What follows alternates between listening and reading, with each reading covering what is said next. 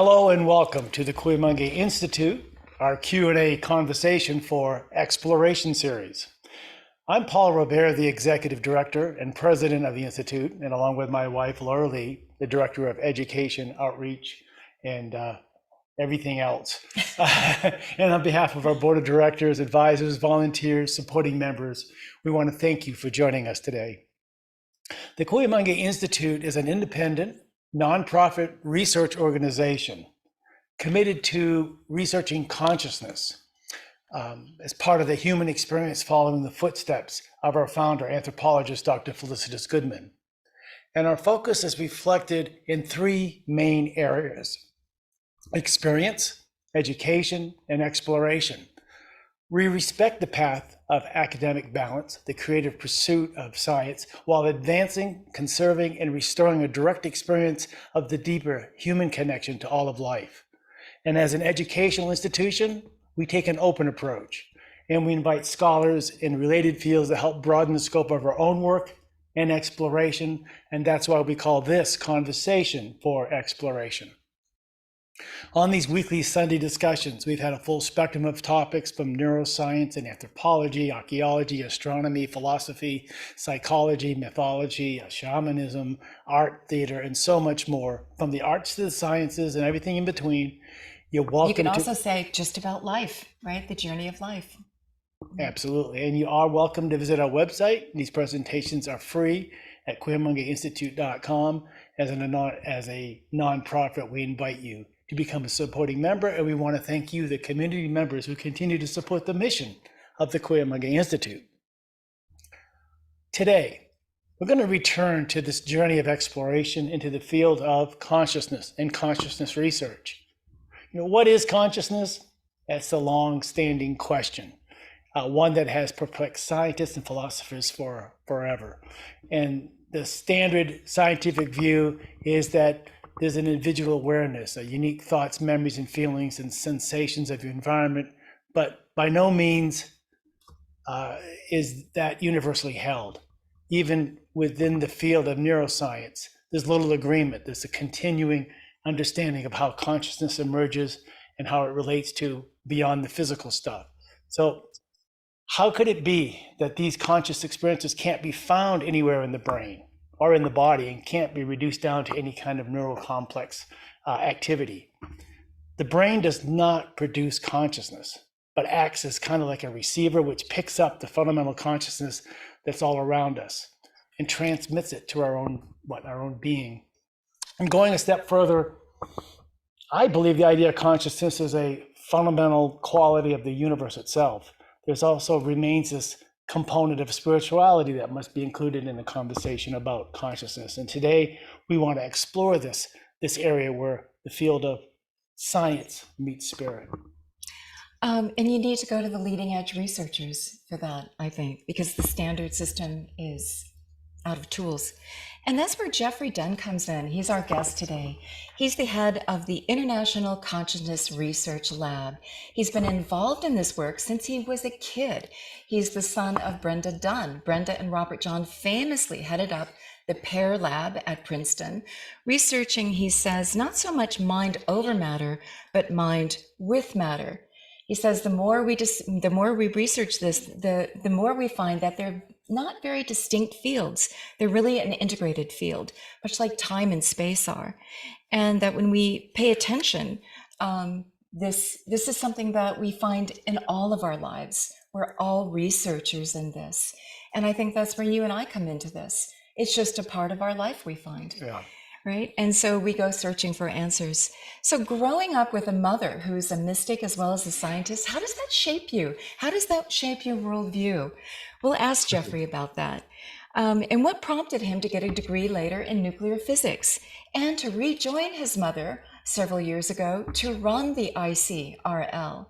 We had an interview with Brenda last year, and sadly she passed away shortly after that. And so he's heading this up. And he's going to show us some photos of what the lab was like when he was a kid and used to hang out there after school, and what the equipment looked like. I'm curious, what does a random number generator look like in its reiterations as technology got more and more sophisticated and smaller. And they've found a new home in the UK. And so what is the equipment there? What is the mission? Who are the members of the ICRL today? What is on the docket? What is the new questions that they want to research? And also, this is a well-rounded individual, actor, playwright, involved in the theater. I appreciate that. I mean, and with a degree of nuclear physics on the side. I mean, yeah, I mean, why not, right? And why? Why that degree? So let's welcome Jeffrey. Joins us from his home in Maryland. Yeah. Hey, thanks for joining us. Wow. No, thanks for having me. It's a pleasure to have you, and especially the opportunity to follow up on the amazing insights of your own mother. And she was quite the firecracker herself. And we had a wonderful conversation with her. And so we're so happy to have you here. And I want to thank Brian Tucker, a member of our community and an advisor, for introducing us to Jeffrey. Yeah. So let's begin. Your mom is heading up these weird experiments at Princeton when you were just a kid, right? This is where you would go after. Tell us about that. What was it like? What was the dinner table conversations like? You made a comment that when we were bored, Brenda would say, kids, go create a universe and report back. You know, some interesting assignments for the imagination. Right. Tell us about that. Very, very non-traditional. So you said, what's the dinner table? We never ate dinner at a dinner table. We didn't have this traditional structure. Some people come home and then you sit around and you have sort of conversations at this time of night or anything like that. Life in general was very free flow. So a lot of times it was just, where did we happen to be at the moment?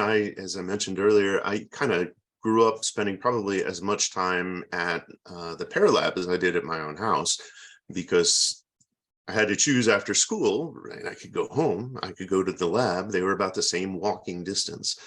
And I'm sure the lab was much more fun and interesting. It was certainly there was more going on, right? There were always people coming through, and it was an interesting place to hang out.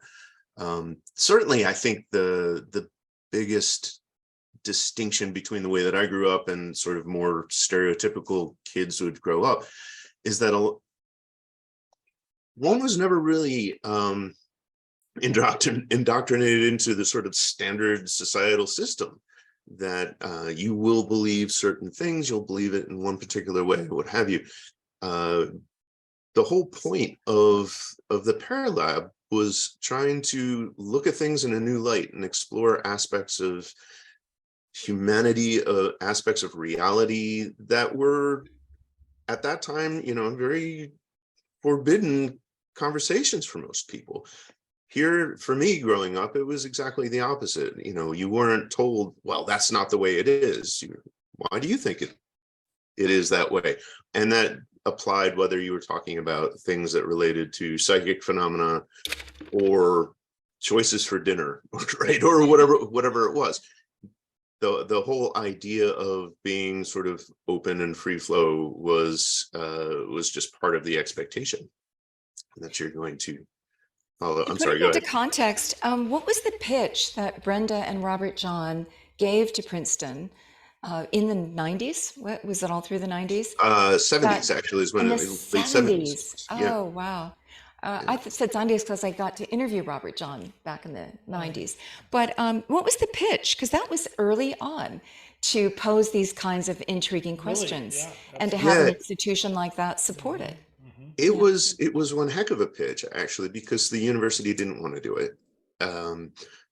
Bob, when the whole topic originally came up, was kind of the opinion, like, why would we think that this was something worth studying?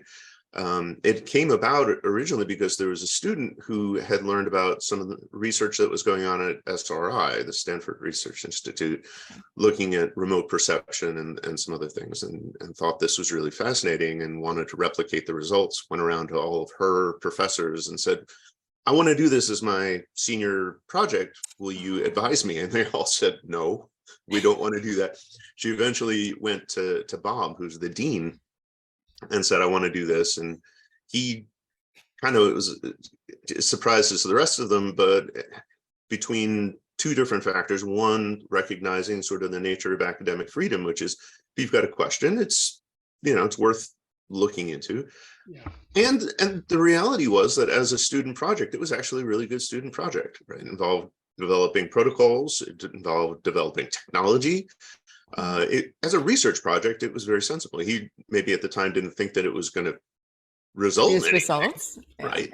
Didn't But think about it. yeah, so they went about it in a very systematic, scientific, engineeringly rigorous way. Mhm. Do some prior research, learn what people have done, started to become familiar with it. They ultimately ran some experiments using some equipment, found results, and at that point, he said, "Look, there's something here to study. This is a real thing, and it deserves to be understood." Eventually, decided to put together a research program for it. Had a conversation with James McDonald of McDonnell Douglas, and was talking about what it was that had gone on, and he McDonnell had said, "Oh yeah, we know about that in the aerospace industry. All this that consciousness really? effect systems, yeah." Oh, Fighter pilots have known about this for decades, right? That you because get they're into so high stress dependent on their situations. equipment when they're flying a plane, because Yep. they have like a Native American with a horse. You develop this bond. I mean, what? How did it They show up they in they aerospace? didn't have an explanation for it. They just knew that these gremlins came out when the stresses got high and the machines were not behaving the way that they would Oh, otherwise, and nobody had an explanation interesting. for it. So he said, "Look, if you Wow. put together a laboratory to Hmm. figure out what's going on here, we'll fund it." And they were the funders for it for a A long good time. strategy for that company, because they want to find out about this factor X that they Sure, need to deal sure, with. right. Yeah, very If sensible. you're designing, Yeah. expensive fighter jets, right? You want to know. Yeah. So So that kind of explains why random number generators, because that's about the most neutral equipment you had at the time, isn't it? and also random noise is actually used in a lot of equipment for a variety of engineering purposes to stabilize things, standardize things.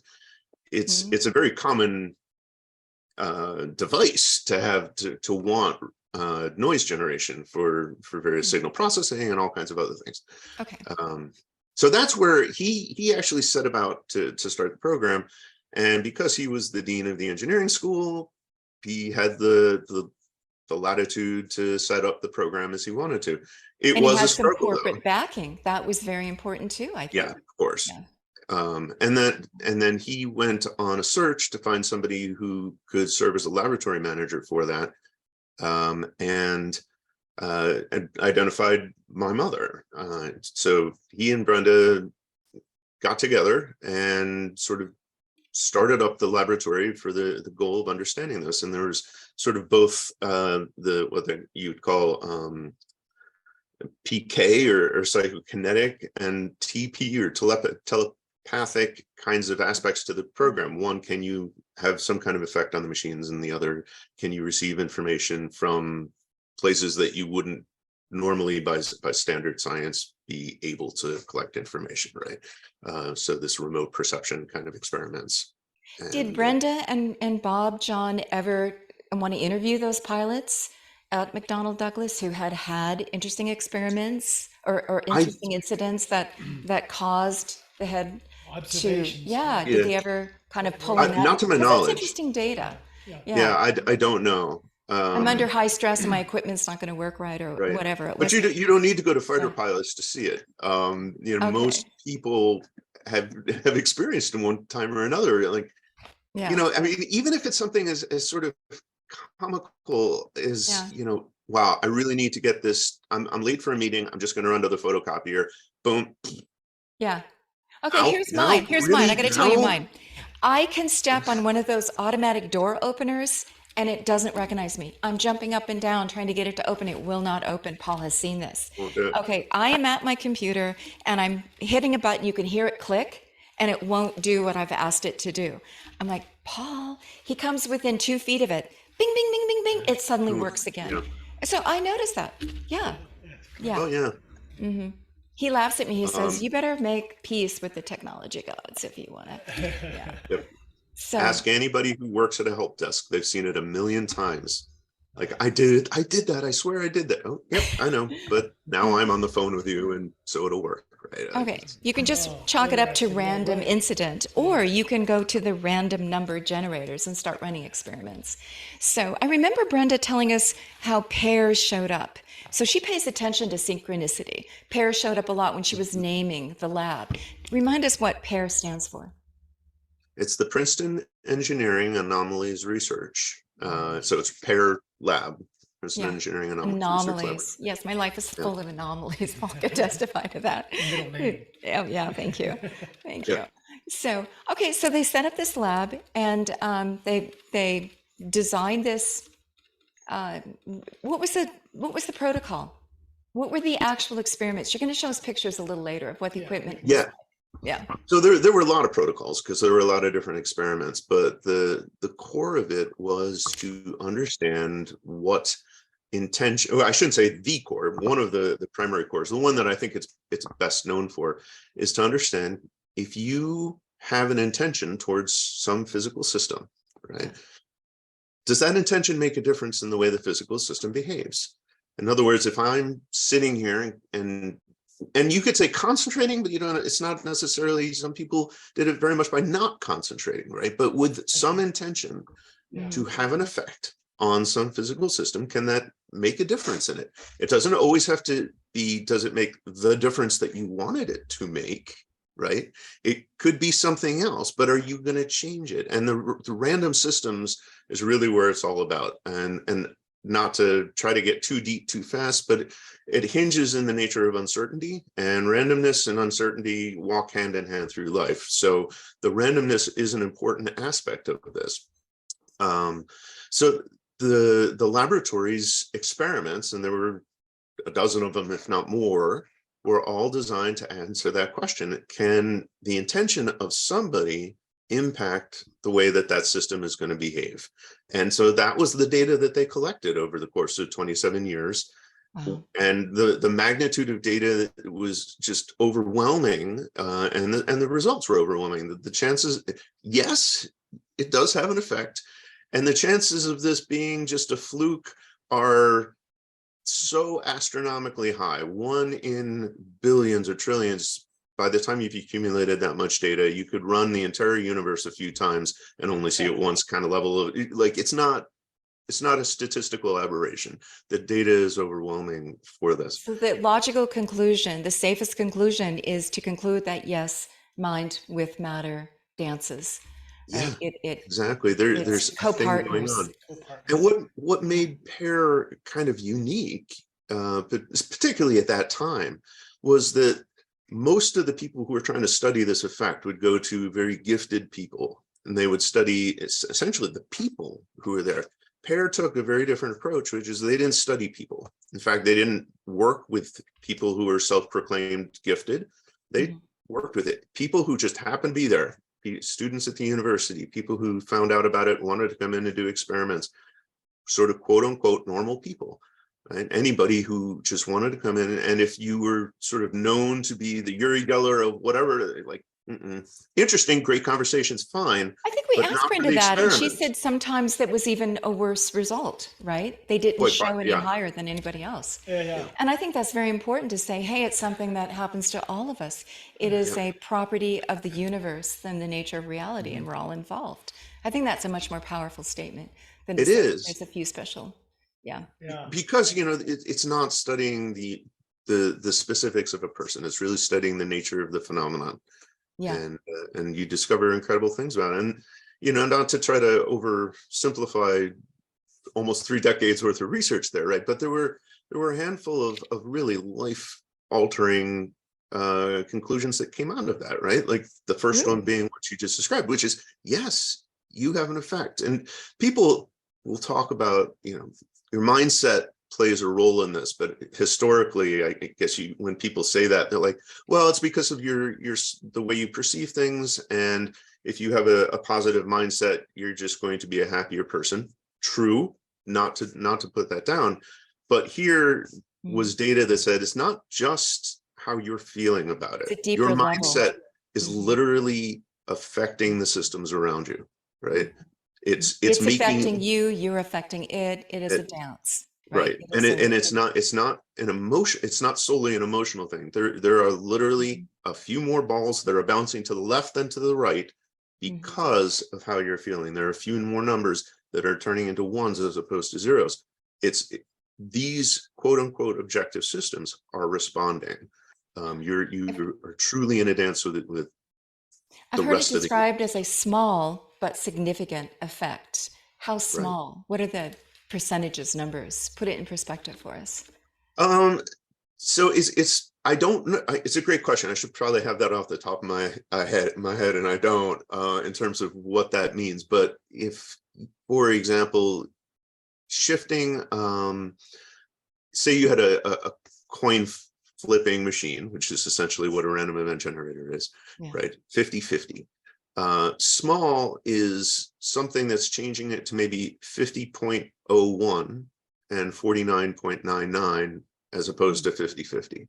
So you skewed it off So 50-50 it's skewed. because if you do enough trials, it's all going to be 50-50. Half the balls will go here, half Right. the ball will go there. But if you can skew it one way or the other, then that's You're going to get small, more. but statistically significant. Right. Yeah. And it plays important roles in, to go back to the McDonnell Douglas aircraft kind of things. If you're talking about machines that are flipping coins a billion times a second, that's a big deal. If you're talking about going in and playing craps, it's not a big deal if you're doing one throw of the dice, right? Your odds are not significantly changed. This is not a threat to Las Vegas, right, in that sense. Okay. Or one Because another, right? their percentages, they're far above those percentages in the way they design the systems to make sure the house does always win. But there are, but the effects are significant in a lot of other areas. We've had conversations, say, with Dean Radin, and we've noticed this in our own life. When you are emotionally involved, when it's living system as opposed to just mechanics, there's a lot more of that flow that you can notice, right? Yeah. So it's interesting that you even find it with human to machine. Yep. Right. And that's And really looking at the baseline of reality. If it's there, yeah, I can understand the reason for it. Take all the factor X's out, take all the variables out that you can, and reduce it down. And maybe why that is so difficult to pinpoint what is consciousness, that fundamental question, because it's not slippery. It's not in that box of something you can stick a pin in. I mean, it's just can't see it under the microscope. Yeah. And going back to the sort of the ancient wisdoms, right? The more you try to confine something like this, the slipperier it gets. It's hard, those mysteries are be determined to remain a mystery. That's my conclusion. So because just defend the uncertainty is an important piece of this. Yeah. Right. The uncertainty wants to be involved, needs to be involved for this. But just to go back real quick to what you'd mentioned, Laura, about sort of a unique finding that there's a real relationship that exists here. That's one of those sort of half a dozen handful of really important foundational findings that came out of the lab, which is that the relationship is an important aspect of this. It's not just an entropic causal way of looking at the world isn't sufficient to explain all of this. There are relationships that are happening. So I would say that out of sort of those main findings, what is the real world changing outcomes from PAIR was being able to demonstrate beyond any reasonable doubt that this is a real effect. Understanding that the effect is a resonance kind of effect. It's about relationships, and those relationships can exist between people and machines as much as they can exist between different people. And that the nature of those relationships also plays an effect on this. So more yin-oriented people have certain styles of effect on the machines. Yang-oriented people have different styles of effects. People, bonded pairs of people have still different styles of effects. And then finally, that these effects are not constrained in traditional physics ways of thinking about it in terms of time and space. It doesn't matter whether you're trying to affect the system Mm. because you're sitting in front of it, or you're in the next room, in the next country, or wherever it is. Oh my God. Okay. And similarly for time, Mhm. the effects are not straight linear, and it really opens up the doorway to start talking about the balance between entropic ways of looking at the world, causal ways, versus purpose-driven syntropic world descriptions, and why you want both, right? Why you can't pick one and say this is the way it is. It's got to be a play, a relationship. The universe is so big and so mysterious, it's hard to reduce it to just a few Yeah. dynamics. Okay, let's go back. So you said real relations exist, and the resonance, there's relationships in the resonance. Define that. I'm going to go through what you just said and get a little more detail. What do you mean by that? It is, there's so many different ways of defining it, and depending on who's listening, they're going to respond to different definitions, better or worse. So I'll give you a couple. Okay. One, love. Yeah. Love. Okay. Makes sense. If you are somebody who's just really into equations, and you say, all right, give me, right, it's the same kind of vibratory resonance that you find if you're talking about why, if you have, say, a swing set with 2 swings on it, and you have somebody in one swing and they're swinging back and forth and they're swinging, the other swing starts to swing, even though nobody's pushing that swing, right? And that's a very Tuning physicsy forks. thing with vibrations and whatever else, but it's the Mhm. resonance that's there. If you're a musician, right, it's the style of resonance that you get. That's why you sound so much better, presumably, Mhm. when you're singing in the shower, right? There's a resonance there. You're connecting, Yeah. you're in sync with your surroundings. That tone builds on itself and builds with the environment. Or All of these, clocks, right? A bunch of different clocks ticking, they'll soon get into sync. You could explain that maybe with people the vibration in marching, the air and who right? knows what, but You watch people walking and they're together, they eventually fall into step with each other if they don't, unless they're trying not heartbeats, to or something, but right. hormones, yeah. Yeah. Yeah, Mhm. all of those are all great descriptions, metaphors for this idea of resonance. The universe loves to build relationship, and the universe loves to build connection, community. Mhm. Yeah. Yeah. Okay. And then what else? Yin and yang, Mhm. bonded pairs. What you're talking about, the type of people that came in. How do you Yeah. describe a yin person versus a yang person?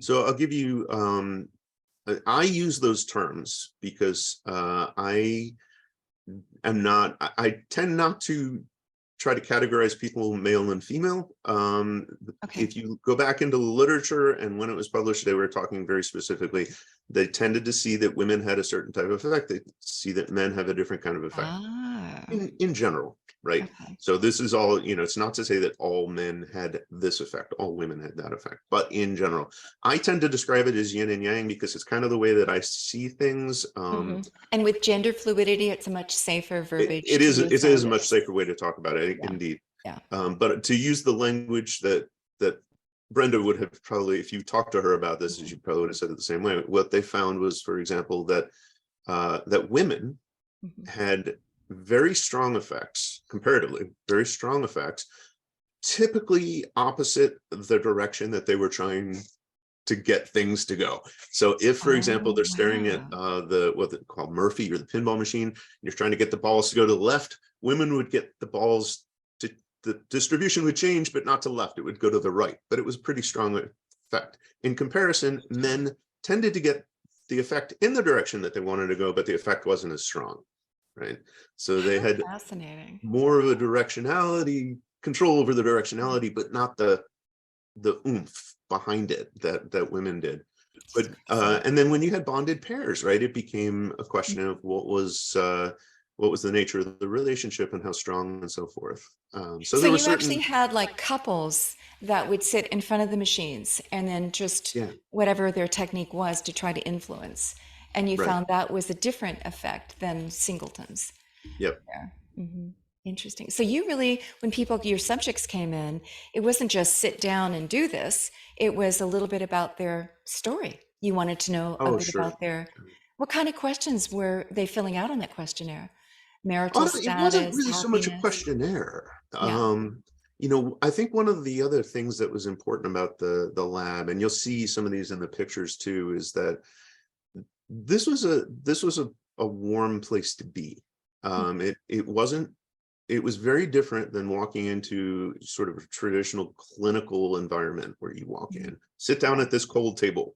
Now, think, right? Like that wasn't it. People would, and in fact, one of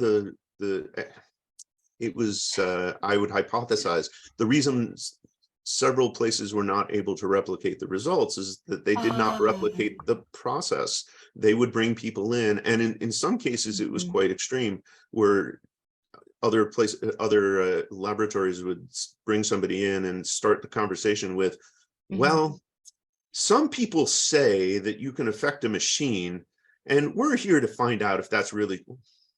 You're You've here to already set the disprove it. tone. And you've You've already subconsciously established, set up so that you wouldn't see right? those results, Yeah, And right? so, Yeah. no surprise, there were no results. But Mhm. the Paralab, you walked in, the first thing you did is you sat down on a big orange couch, big fluffy, you sunk into it, you grabbed your favorite stuffed animal, gave it a hug, and you had a conversation. Wow. Um, you got comfortable, and you weren't prohibited. Not only were you not prohibited from laughing, you were encouraged to laugh, have a good time, do whatever it is. And some people wanted to be Mhm. quiet and subdued. Some people got up and they were animated. Balls, come on, go to the left, go to the left, go to the left. And you'd hear people shouting. Yeah, whatever made them felt comfortable for them. So it started with Mhm. a conversation about, hey, well, this is what it is, and people would say, well, what does it mean to have an intention? You'd say, I can't answer that for you. Everybody intends in their own way. You got to do what's right. In general, though, the people who really found that they were getting great results typically uh, described their experiences as having a relationship, like we were talking about. Mhm. Establish a friendship with a machine.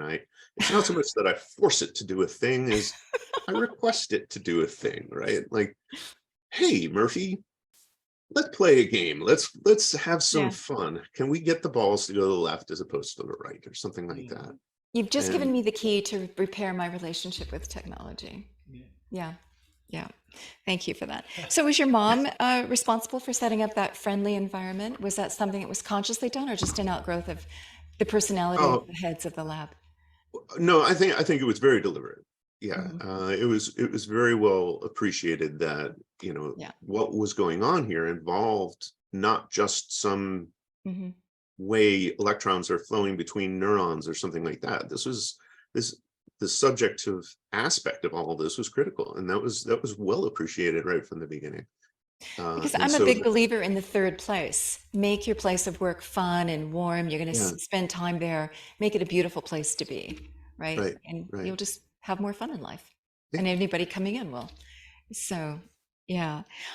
Were just one experiment at a time? Did they feel like if they were running multiple experiments with multiple subjects, it might influence the results? Although you said it's outside of time and space, or how big was the lab? How many experiments at once? I mean, that's a lot of trials to run, even in 27 years. Yeah. So, So there were, I get, I guess, I don't know, actively being engaged, like literally experiments running at, like it is 12:42, and how many are running right now? Uh, just because of resources, there yeah. probably weren't that many that ever ran simultaneously, because somebody had to be paying attention and making sure that there weren't questions and things like that. So I don't know that there were ever more than 2 or 3 that ever ran at a given time, and most of the time it was probably just one. In terms of the number that, how many were sort of concurrently set up Mhm. in 1982, maybe a half a dozen that were sort of actively under investigation. And there were a series over the years that started with some basic stuff. There were interferometer experiments and thermistor, thermal based experiments, the random number generators, random event generators, the big mechanical cascade. There was a fountain, so sort of a water-based experiment, a pendulum, a little robot with you'll see the pictures of that, a little frog that rides on a robot. So there, there were a bunch of different ones that data was being collected at any given time. Could your subjects choose which machine they wanted to engage with? Yeah, pretty much. Okay. Some of them are just easier to do. The random event generators were just easier to do the data with, and so I think that it was easier for people to use. It was easier to do the analysis on the data, and so that was by far the sort of the Most main popular. stable of the data collection, was using random event generators. Where is all this data stored? If anybody has a question and they're saying, how valid were these experiments? What were the protocols? What where's this stored? And is it available for researchers nowadays to look into? It is, a lot of the stuff, remember, was being done in the late 70s, 80s, right? So a lot of the data was was on tape, like on paper tapes. It was Wow. being recorded in logbooks and things like that earlier, and on disk. All of those old records are now in England at Broughton. There's probably a fairly large stash of it hidden somewhere on my computer, because I've got all the hard drives that my mother had. So it's variously around, but I would say, honestly, somebody who wanted to go back and validate the data and what have you is probably going to be best served just to go look at the publications.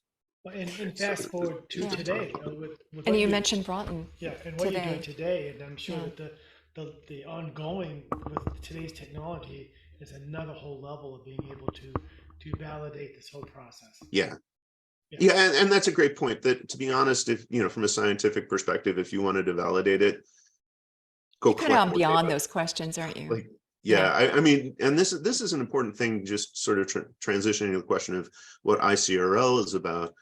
We really have, well, what can you do to continue to prove this out? And my answer to that is, I'm done trying to convince anybody. It's there. Yeah. The data has been decades upon decades. It's You there. don't need to repeat it. You need to move forward and say, now what? Right. Exactly. At this point, the question's, what can we do with it? How can we use the understanding that we have to do great things to help improve society in as many ways as we can? It's not to continue to try to convince somebody who says, no, it's not. Yeah, that's not real. Show me that it's real. If you don't, go show yourself that it's real.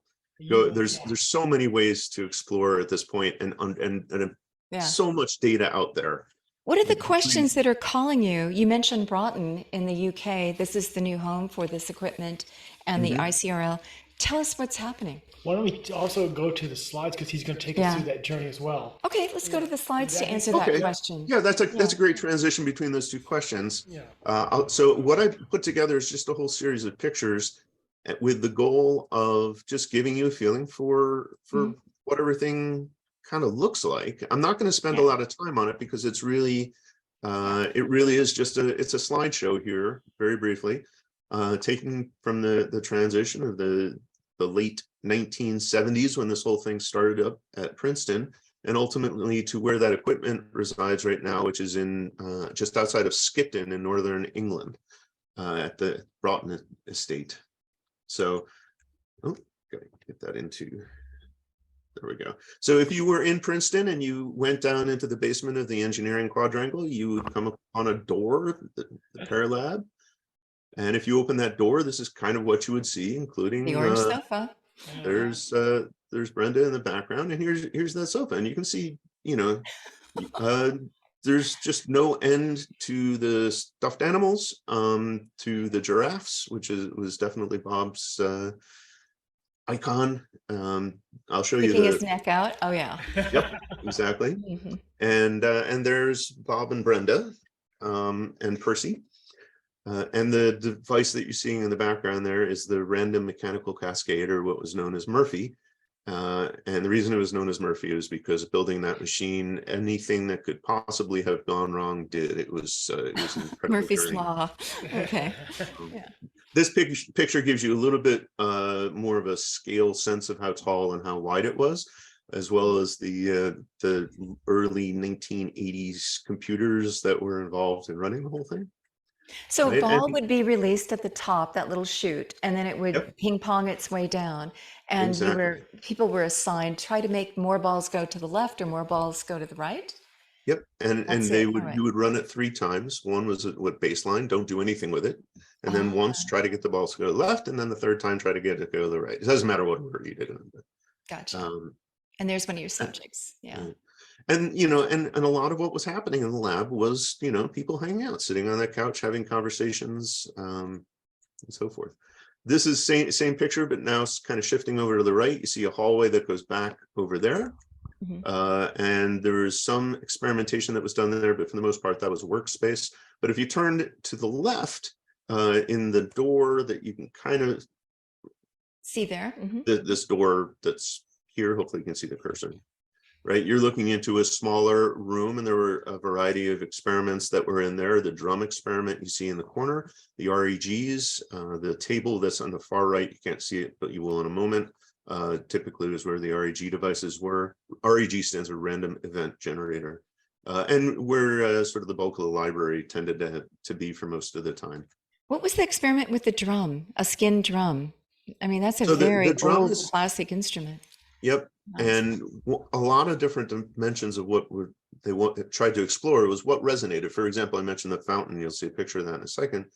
You know, does water, you know, we're mostly water. Does water somehow give you a better Ah, it's a resonance and so medium. forth?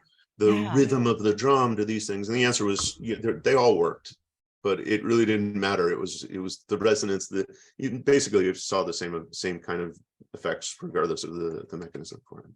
So here's the sort of older style random event generators. This isn't actually the oldest one. The oldest one I didn't have a good picture of, but if you want to head up to Northern England, which by the way, if you can, I recommend because it's just so beautiful. You'll see it there.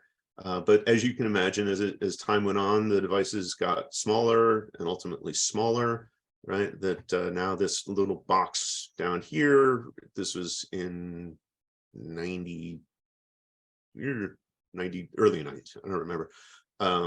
You know, they get smaller and smaller. Today, I don't have a picture of this here.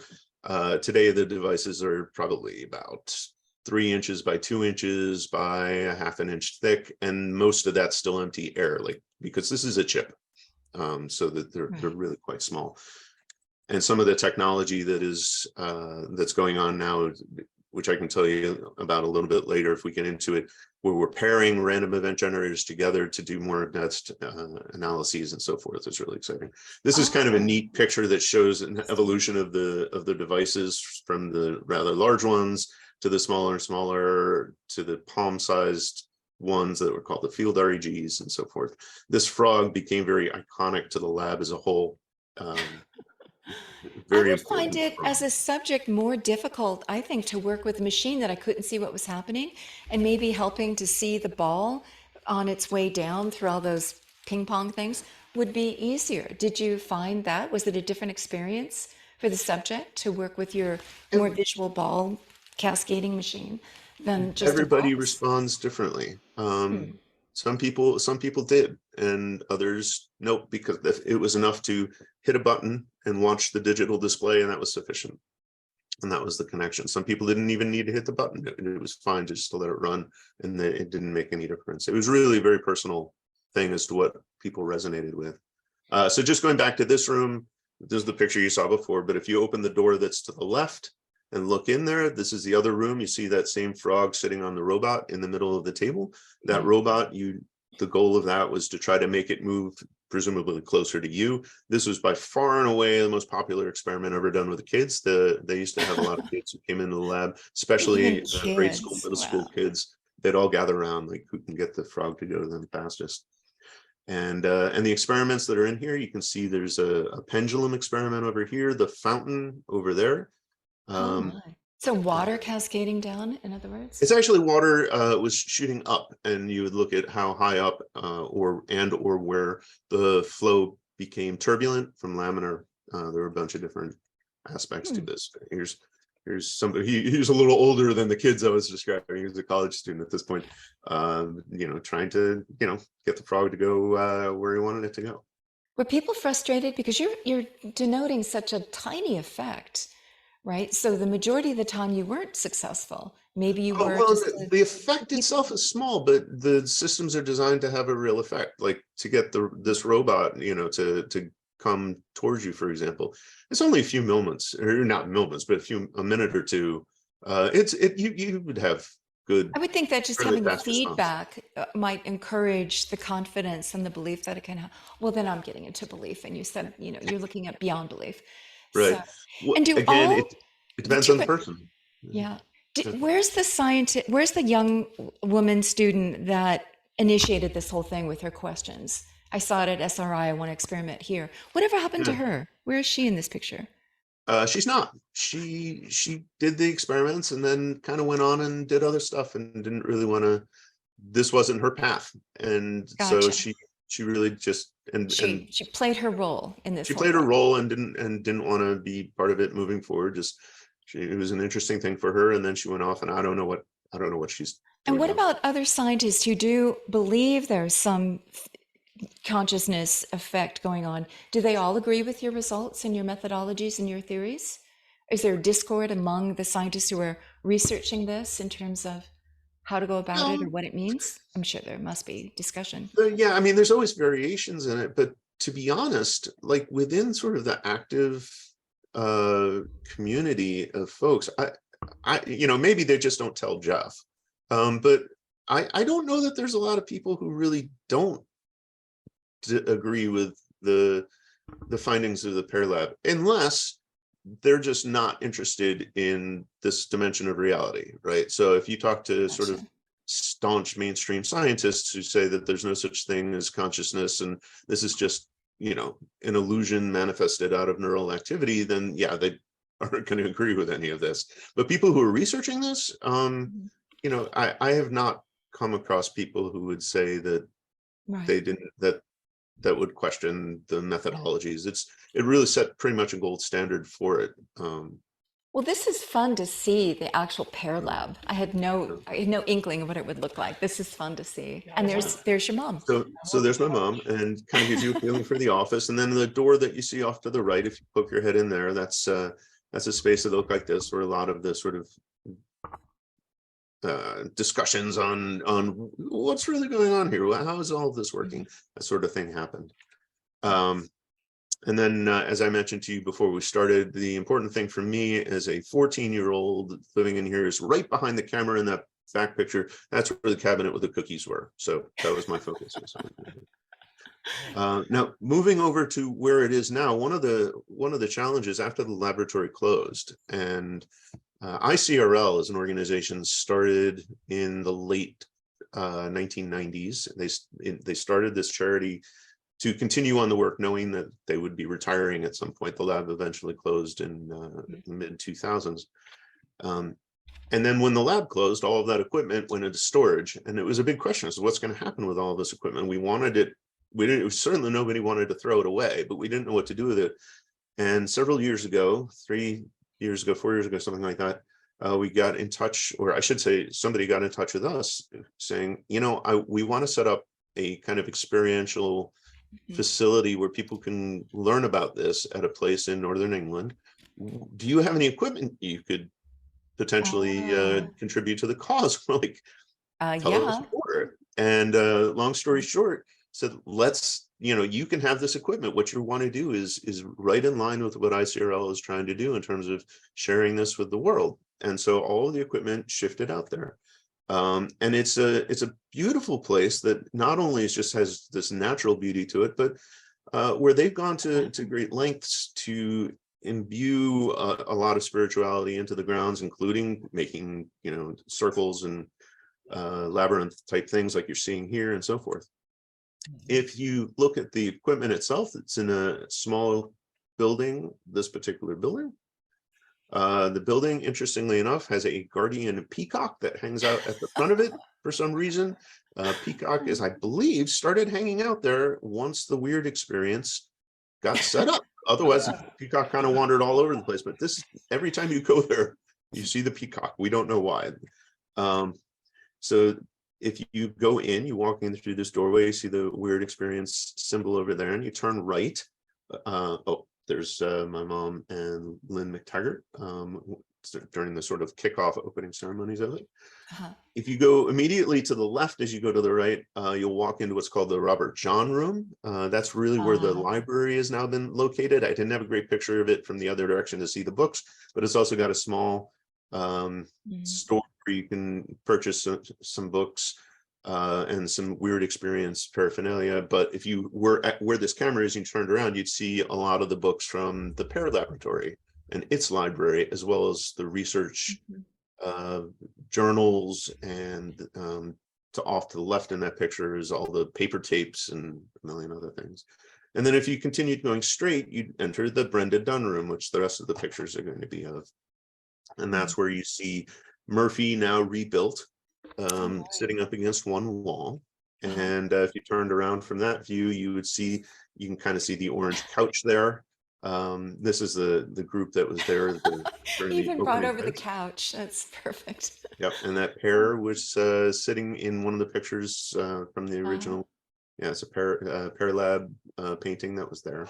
Yeah. And then just to give you a picture of some of the other stuff, and these were all stolen from a video that I did, just kind of talking through the equipment, which is why I'm in all of them. I wanted to edit myself out because I was just like, this isn't me. But you can see the pendulum experiment here, the giraffe, of course. The fountain is sitting over here. You can kind of see it back here, the table with the robot experiment, and of course Murphy, and then here the REGs along that wall as well. And this was a let people know about it kind of thing. The books that you saw 2 ago were primarily ICRL titles, and I just thought I would shamelessly share with you that we've got a lot of really cool books on this. Some like that were seminal works like Margins of Reality, first book, other ones that Bob and Brenda wrote that talked through the what it meant to be doing all of this pair work, Quirks of the Quantum Mind, and Being in Biology. There was another one that I was going to mention, but oh, and here, Consciousness and the Source of Reality.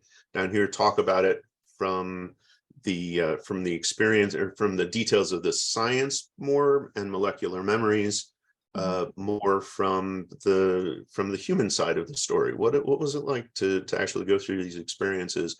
There's great stories about, people who came in and visited, and what was it like to have the Dalai Lama come in, and what was it like to have the commandant of the Marine Corps come in, right? Like, fascinating stories. A couple of them are different in style. For example, Free Flow Stories is nonfiction, but it shares some of the spirit of what was behind all of this from a non-technical perspective. And then also, this last one is sort of a new branch for us. Nexus is, again, it talks to these sorts of things. It's actually very tightly tied to this book over here, Syntropy, the Spirit of Love. It was motivated out of that. But this is a new branch for ICRL that is, I think, very exciting, because it's a fiction book, and it's introduced, but it's still talking about the ideas, but it's introducing it in a very non-threatening way, right? It's a story, but underneath the story is the spirit of what's going on here. So it's a great way to introduce people, I think, into these ideas. Yeah, and fiction and film is the wonderful medium for these ideas to get introduced on a mass level. It allows for the exploration, and it's constant concern about what's been shown in the laboratory or whatever. We can allow ourselves to explore. And it engages the imaginal realm, which is so ripe with this phenomenon. Yeah. And this is one of the primary goals for ICRL is to get the word out to people, more people, not just academics. Academics, fine, that's great, but that's only one comparatively small subset of humanity, right? There's a lot of people who would benefit from understanding this material better, and sometimes film, fiction, other kinds of storytelling, games, these are great ways of getting it out there. And one of the primary games, yeah. missions of ICRL is really to share the word about this. So we also have sort of three key tenets, as you were describing tenets earlier for your organization, right? Continued exploration, understanding what it is, improving society and the education that goes along with that, and making a difference. So You also say, and we find, and other people find, that the more you engage something, the stronger that quote muscle becomes, the stronger that relationship is. Do you think that exactly. by exercising this, or playing the games, or reading up, or having conversations about this, do you think that actually strengthens that ability, that bond. perception, that engagement? Oh, without a doubt. Yeah, Yeah. that would make sense. One of the topics that has that's come up a number of times. We do these science and consciousness workshops in November. We've done 2 of them, so it's become an annual thing. And we get into a lot of conversations and syntropy, and the idea that life isn't just about causes. It's not just about what happens next is only about what happened before, but towards what ultimate purpose or future are we being called, right? Yeah. There's a future goal that plays in equal hand in making these things happen. And the more that you think about that, Yeah. the more that you start to examine your life and your experiences and your decisions, your choices, you begin to realize that this plays a far stronger role than you maybe originally realized. Oh, yeah. And the more you pay attention to it, the clearer it becomes, right? Because you get used to the idea of looking for things. For example, you look back at your life and you go, why did I make that decision? Why did I choose to go this way in whatever it is? Why this door opened and that one closed? Right. Because, and I know for myself, it didn't make a lot of sense at the time. It wasn't what I would have expected myself, a decision I would have expected myself to make. I know what I was like at that And age. yet it was I a know what I key wanted. decision in Right. where But you ended nonetheless, up. that felt like the right one. Mhm. Why did I go into science and so forth? Because that's actually not my sort of natural state. I'm much more of a holistic person by nature. Mhm. And there were immediate reasons. For example, when I went into physics, primarily because I wanted that skill set. It wasn't my natural skill set, and I wanted to augment my natural skill set with a different set. But when I Interesting look choice. back at it now, Mhm. why did I want to do that? Did I have a goal for doing that? Not really, not at the time. But looking at where it ultimately led me, I can see a very natural reason that makes sense at this point. Well, there's a subtlety based on the fact that you've done this research. Going from the field of nuclear physics over to this field of consciousness, what do you see? What are you learning? Because it's great that you have that foundational information of understanding particles and the And smallest elements computers. He's done a lot of computer in work. both worlds, yeah, at the same Right. time. That they are both metaphors, right? And they're both different ways of being able to describe something that are Mhm. both complementary, seemingly maybe even at odds with each other, but they're really not. That whether you're looking at it, and this is a very quantum mechanics kind of answer to the question, but whether you're looking at something as a wave or a particle is not that at one point you're right and the other point you're wrong, right? Mhm. You are exploring different aspects that manifest themselves in part because of the nature of the thing that it is, but also in large part because of the framework that you are using to try to understand it. Mhm. That the world has the form that it does in part because of what is in the universe, but in large part because of the way that we organize our experiences, the way we understand things, the way that we look for it to be. The container That that we plays a give it. really central role. And the only way to really explain some of these bizarre results that come out of the pair were, how in the world could you possibly affect something in the future or in the past? Doesn't make sense. Well, it does. It doesn't make sense if you insist on a very strict fundamental aspect of time.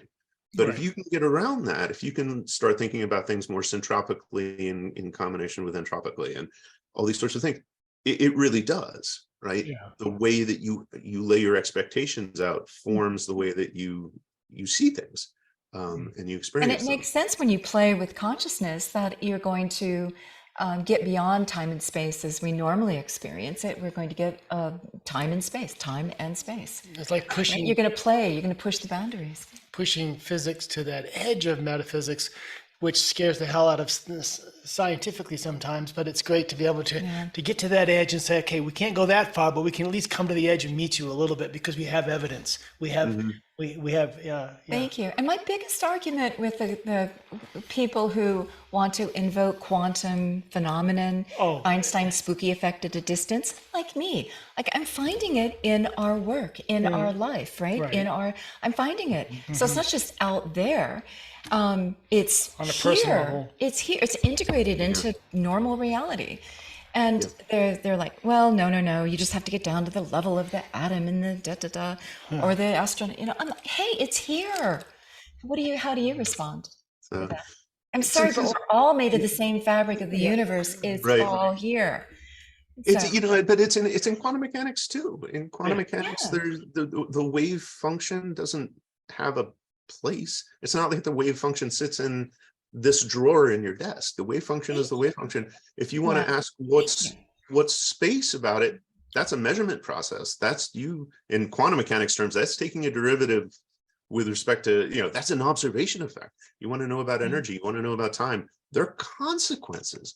They're the result of questions, the result of a consciousness asking a question at some level, right? It doesn't have to be something that you write down on a piece of paper, but at some level of expectation, how you want to interpret the world. If you want to interpret it in position, and you want to interpret it in momentum, you want to interpret it in energy, time. These are all operators on a much more abstracted kind of thing, this wave function. So even in quantum mechanics, it's there, right? Yeah. Oh, That yeah. um And I mean, I can say in our work, we find people all over the world doing something at the same time, and we have the shared experience that nobody's spoken of or planned. It's But it's in the amazing telling of phenomena it. that we see It is. over Yeah. and over and And over we're again. recording those. So if anybody wants to look at the recordings, you can see this happen Yeah, spontaneously. yeah. It just arises. We're not And there's- instilling it. We're not Yeah. projecting it. We're not planning ahead. It's a great parallel to the work that you're doing, actually. Yeah. Yeah, in human real-time terms. Yeah.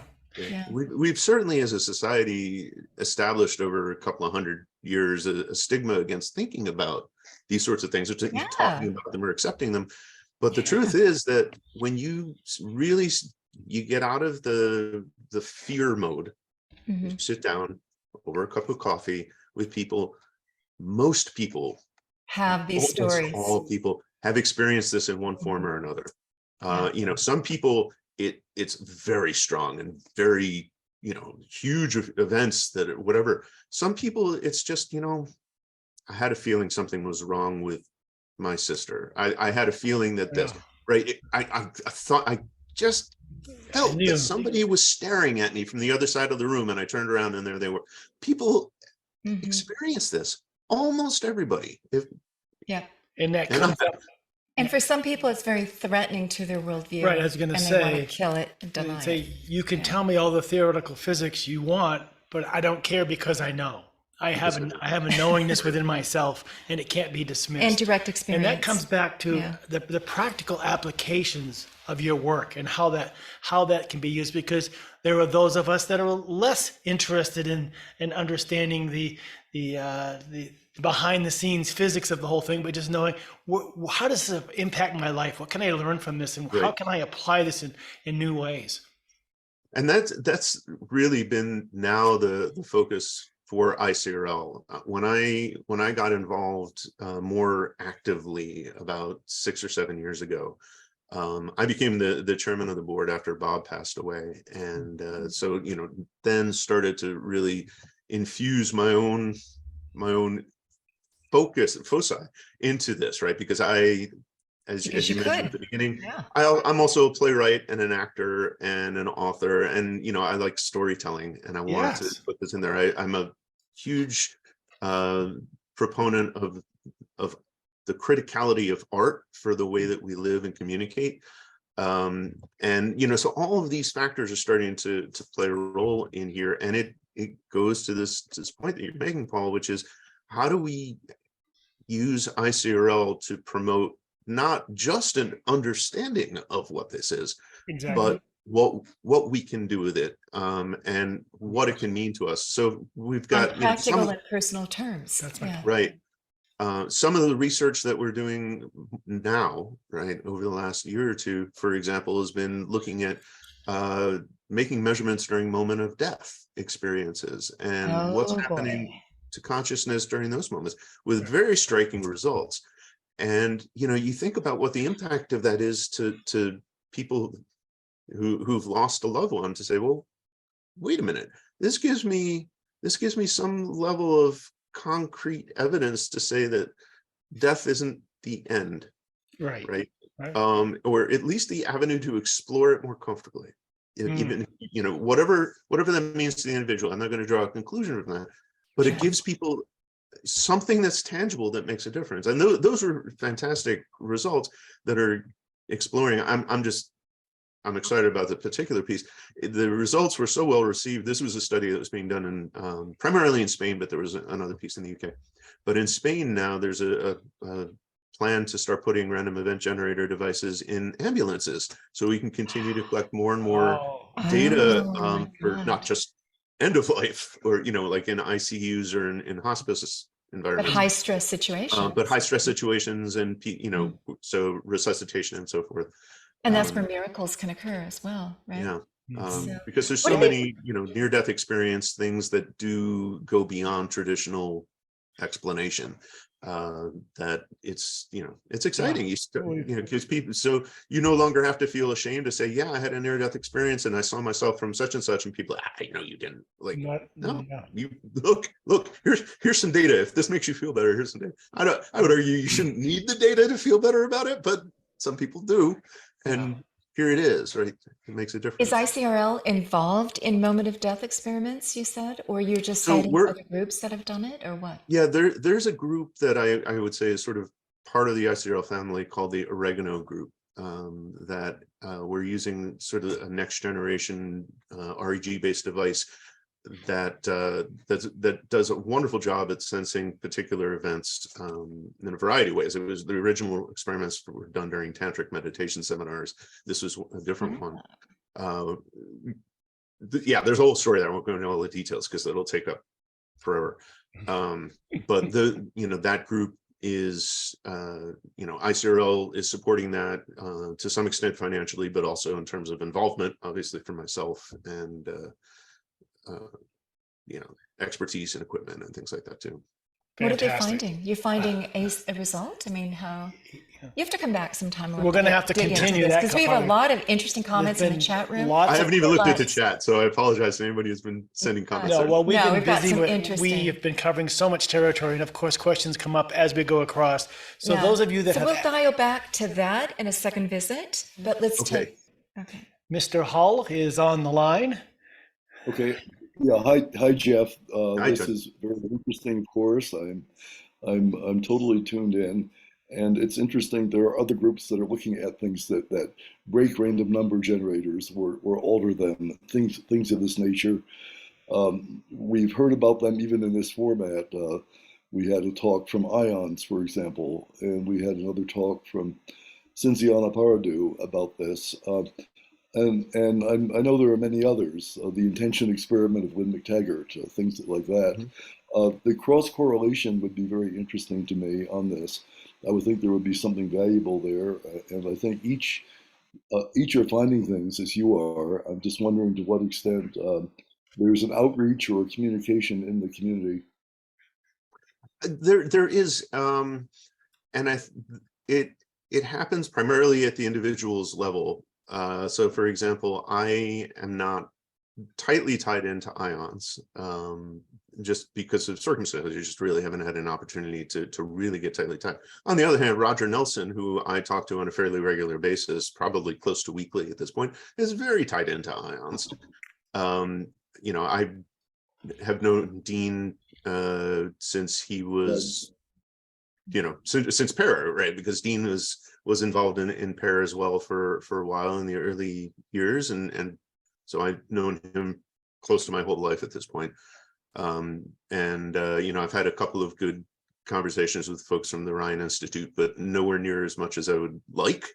Other groups down, there's one, the Bhaktivedanta Institute for Higher Studies, that's got a strong focus on science and spirituality. Well, I'm actually going down a week from today. I'll be sitting with them, having lunch and talking about all kinds of great things. But it's happening individually.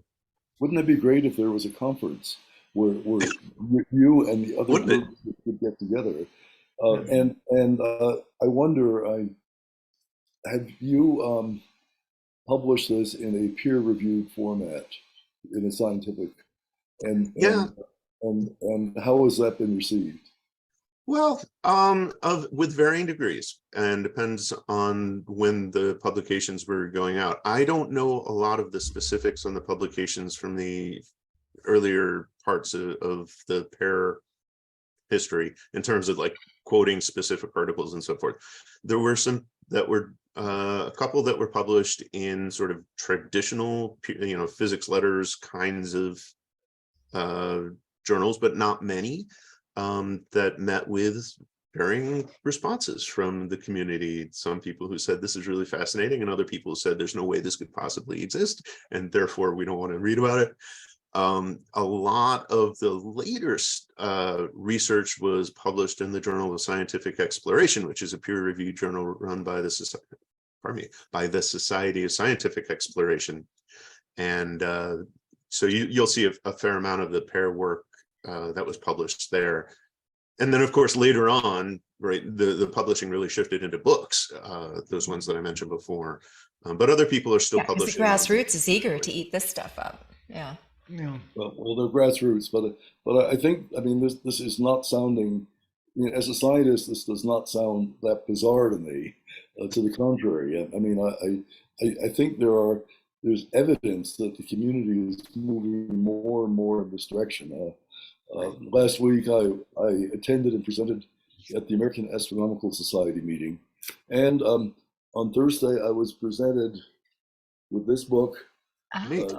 By Sean Carroll, a professor at Caltech, published by Princeton University Press. I haven't opened it yet, though I'm looking forward to it, and as well as some of the other materials. But this sort of thing is being explored, I think, in a bigger format. I do have another question for you, a practical one, and my own history of how knowledge has evolved, how my first paper happened, things like that. When I look at that, it seems like I'm fumbling towards something, sometimes on failure, sometimes on success, but various events that I've been through seem to be building up for bigger and bigger things, which are materializing to some extent now. An example, I managed to talk myself into a graduate level class as a freshman in astronomy. This class studied 19th century astronomy. After my junior year, I was at MIT working on a new radio telescope. Nobody from Harvard or MIT could get it to point correctly. They were doing all sorts of wild things, making up vector diagrams and stuff. And they had me doing this for about 2 months. I woke up one morning and I knew I had studied this in the class I'd taken as a freshman. The graduate level class I'd taken as a freshman, which was a struggle for me, but I had the knowledge. I could connect the dots, and I established the method, solved the problem, and it's been used ever since for large altitude azimuth telescopes. But this came out, it looked like a total accident. How did I stumble into this? Yeah. And it goes on and on. The connections, even the things I'm looking at now, which are, what will the great telescope be like that follows Webb? Well, I look at how various events in my life have put me in a position where people are listening to me, which is amazing. Yeah. You could write your own book, a series of fortunate events, Tony. Unfortunately. On a personal level. Well, I'm not only telling this story though. I was fascinated by you talking about a methodology for collecting this. Mm. And I've been imagining a methodology, but if one has been developed that would be useful, of how these apparently coincidental things are fumbling towards ecstasy, to borrow a title of a song. Uh, I would, I think this would be really fun if there's something that other people are doing, and to collect and maybe even to collect or communicate back and forth with those people who are doing this. Yeah. How apparently random events that are unexpected would let one step through a door they're meant to step through. Yeah. I So think Bernie Bateman has here, upload your synchronicity, your coincidence episodes. It goes It'd be nice if people but that's just different. upload it. Yeah. Yeah. But that's different. Yeah. That's different. I'm following Bernie, and we communicate pretty regularly. But Oh, I meant something similar. Yeah. well, it is similar in a sense, but particularly the sense of working towards a destiny, Right. as opposed to looking at how events happen. Yep. That's what I'm getting at, and there's sort of time marching forward and backward and colliding. Right. Yeah. It's a fascinating thing. Thank you, Tony. So I'll sort of insert three interesting things. One, related to the question of how you explore this, one of the things that we're in the process of right now is establishing a series of workshops that explore the language used to describe consciousness, which kind of ties into all of this. Number two was when you're talking about methodologies for how you identify this, right? This has become a really central piece for me. And this is actually 3 and 2 together. Now that I'm saying this, I'm realizing I'm not going to be able to distinguish these two together. This came about for me very, very strongly when I was writing Nexus. And Nexus has this very strong syntropic core. And what in the book, there's 2 worlds, one that's our world and one's the complement that is very syntropically oriented as a future.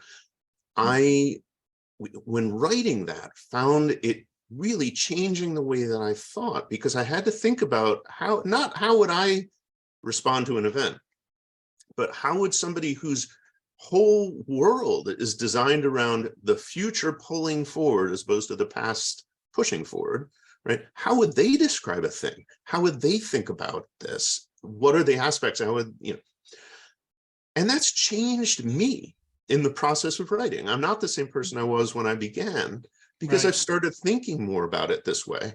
Mm-hmm. It really, the more you focus on it, the more you try, the more it happens for you and begin to see these things.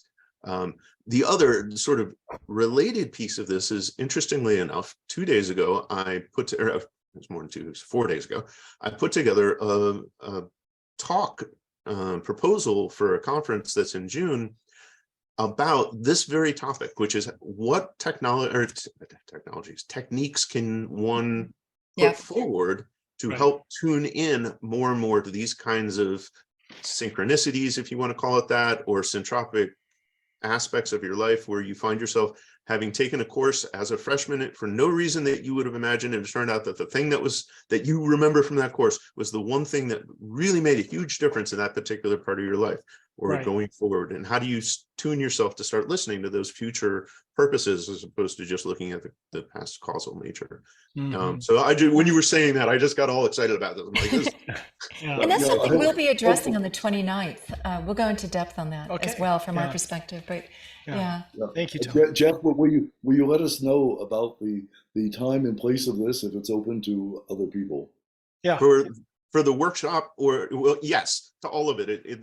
He's got to come back. We've got more questions than we're going to fit in to these couple of hours. So but we'll get in touch and we'll figure out how to make that work. Yeah, absolutely. Thank you.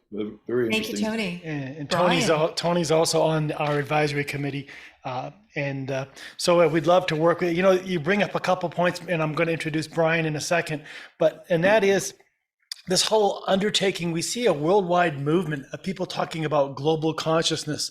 Individual organizations like yourself and like ourselves parallel opportunities for us to look for evidence and connection to the human story in a new way, and to explore maybe even the potential healing of us as humanity going forth, and what are those components, what are those tools, and we've been having these ongoing conversations What is our on a new weekly basis identity? with What's the Brian nature of and reality? others Yeah. on this whole idea of global consciousness. And I want to also say that we're doing some parallel work here at the Institute, and professors of anthropology, both Todd and Christine Van Poel, are crunching the data from our experiential aspect of our work, looking for that kind of significance of connection. And so I think that there's so much that we share in common independently that helps validate back and forth. And so we'd like to have some private conversations with you as well to bring you up to date on some of the work that we're doing, because I think you'll find it quite interesting as again, it's a parallel. Multiple threads being woven into Yeah. this fabric of, Yeah. yeah. And I'm going to introduce Brian Tucker, who has been integral in lots of these kinds of conversations here at the Institute. And who introduced us to Jeff. And and that too. Yeah. Hello, Brian. Yes, great talk. I'm really fascinated, Jeff, to hear these details. It's so great to have you talking to our community here. I wonder, this is such groundbreaking, paradigm shifting kind of work. It'd be very interesting to hear you talk about lessons learned along the pathway of being a paradigm shifter. Because ICRL, Brenda and Robert, they've been up against structures of thought that just seem to not want to bend or change, but yet somehow the work has a subtlety that's allowed some kind of shift to happen. And I wonder, you've more likely have had a lot of observation of those power structures around this type of work that have kept things from shifting. I wonder if you could share some lessons learned along the way about making change like this. Yeah. Wow. Over the years. Wow, that's a fantastic question. And I will never, so in defiance of that rule, is never tell anybody that you're about to say something that's not worth listening to. Like I wish my mother and Bob could answer that question, because they're I'm going to give you like this, but they more than lived it, right? I mean, like I couldn't even. So there's a couple of different pieces that really that strike home very much. One of which is we hinted at a little bit ago, which is recognize that a lot of the resistance that one is getting is out of an incredible sense of insecurity and fear, because people are very vested in their beliefs, and that's a challenge that one's going to face. And sometimes you have to recognize that there's no amount of data in the universe that's going to convince somebody of something that they just are not prepared to hear.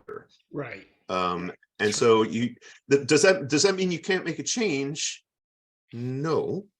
But it means you got to be very thoughtful and about what change you're trying to make, and how you're really going to make a change for that particular person, and how much your time primarily you're going to invest or willing to invest in order to make that change, because it may very well be that it's more expensive than you're willing to invest in changing that particular person's perspective.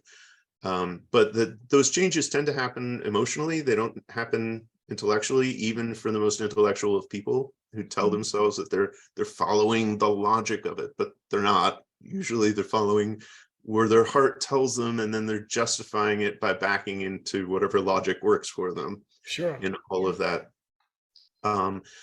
Following a lot of these large pieces, honestly, I think we're manifesting what at a universal level is sort of trying to do the work anyway.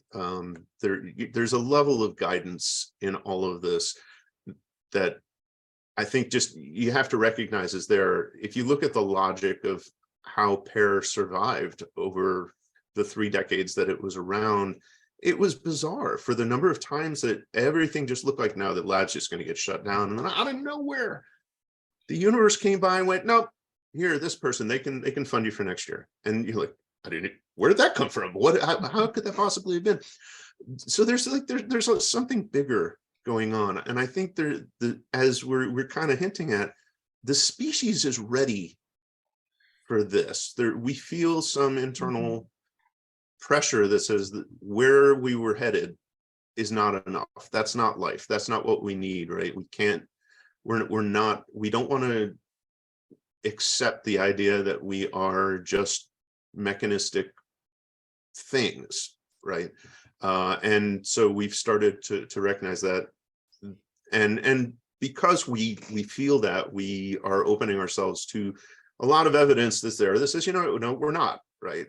How could you possibly have a small child who has memories of being a World War II fighter pilot?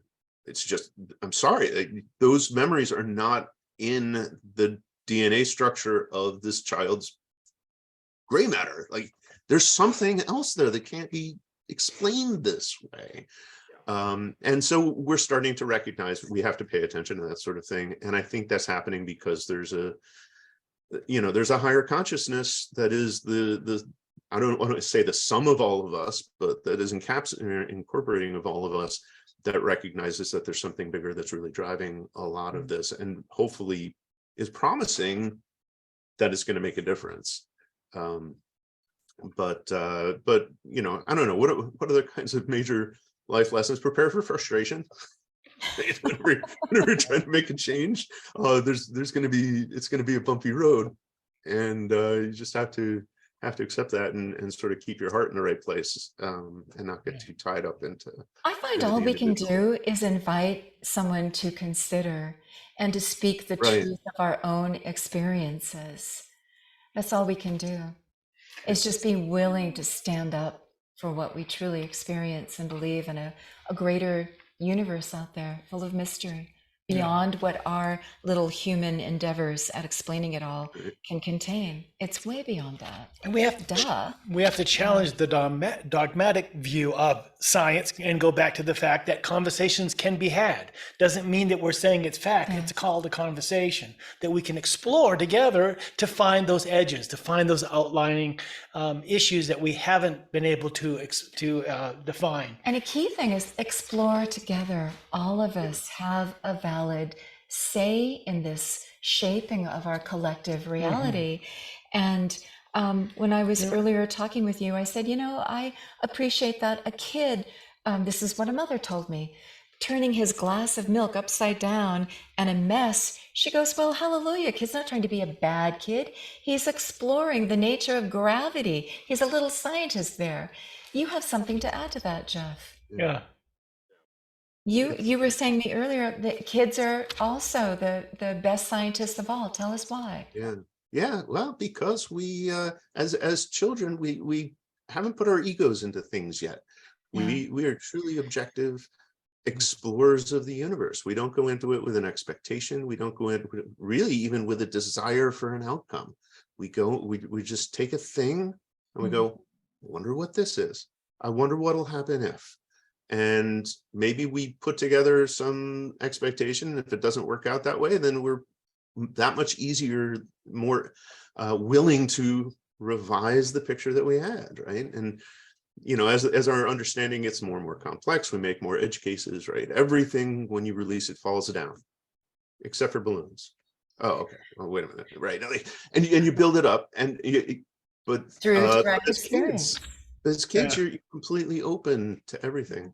And just to go back real quick to one other thing, you were mentioning about the importance of continuing the dialogue and exploring and never concluding. That's the core of science, really.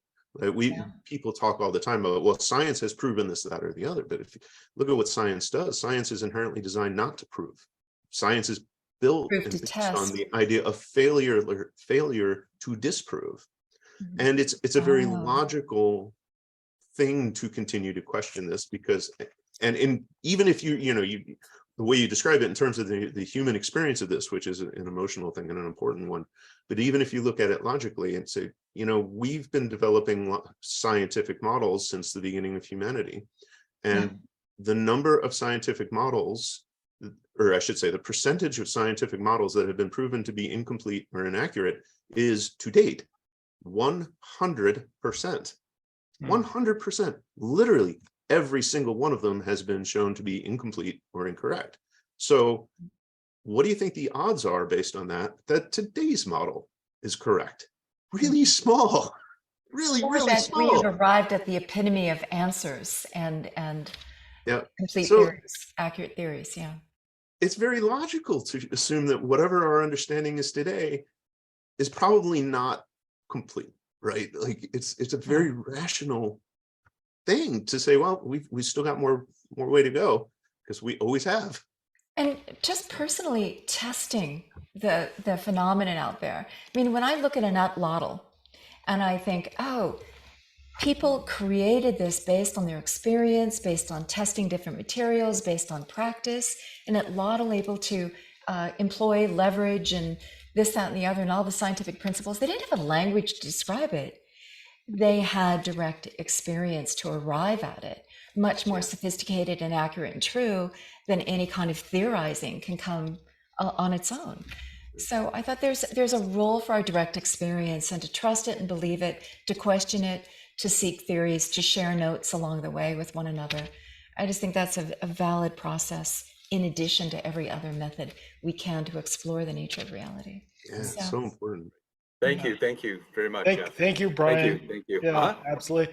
And many of you commented in the chat room as the conversation went on. I'm not going to go back and read them all. So if you want to put it on record, please join in on the discussion. Got to raise your hand though. Yeah. So I know there's great chat in there. Yeah. So okay, well, this is really what gets our blood boiling. This is what gets Laura and I excited, because that's the whole reason why we volunteer for this role as directors of this institute, and that is that we can continue to push the envelope, explore this field. I mean, from a young age, both Laura and I have had individual independent experiences, but a calling to the understanding that there's more than this realm of where things stop and where does everything else begin. And you have a series of spontaneous mystical experiences that are in conflict with what society tells you is the nature of reality, and you go exploring. You are set on a quest. Yeah. When did your quest begin for you, Jeff? It wasn't just growing up in the household you did. It was something, because you said you have a sister who